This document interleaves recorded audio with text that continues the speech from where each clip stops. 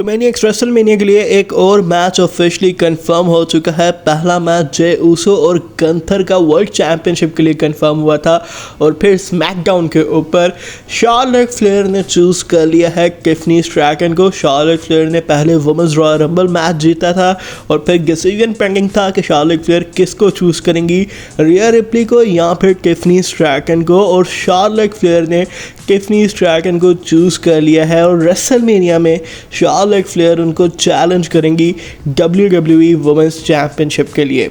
अब वैसे तो जब शार्लेट फ्लेयर के रिटर्न के रूमर्स आना शुरू हुए थे तो काफ़ी पहले रॉयल रंबल से पहले ही दिसंबर अक्टूबर नवंबर के मंथ में शार्लेट फ्लेयर जो थी वो नंबर 1 नंबर 2 पे रैंक कर थी रॉयल रंबल विनर के तौर पे।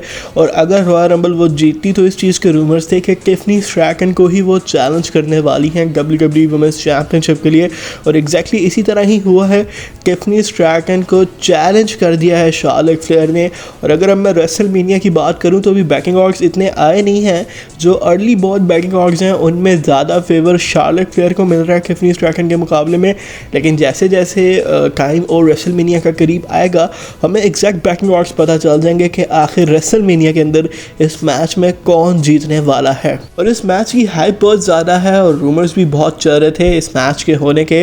अब शार्लेट फ्लेयर जब रेसलमेनिया में जाएंगी तो वो अपनी 15 ओवरऑल वुमेन्स चैंपियनशिप के लिए कम्पीट करने वाली, यानी कि अगर वो जीतती हैं तो वो 15 टाइम वुमेन्स चैंपियन बन जाएंगी।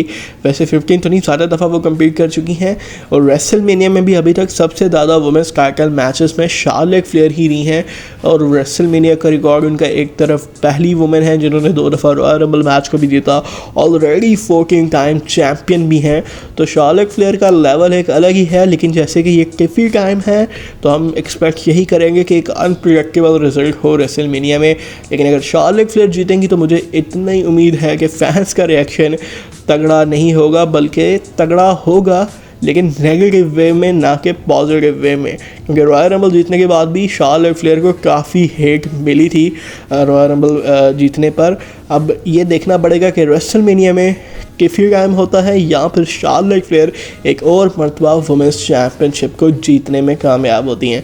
मिलता हूँ अगली वीडियो में, तब तक के लिए गुड बाय।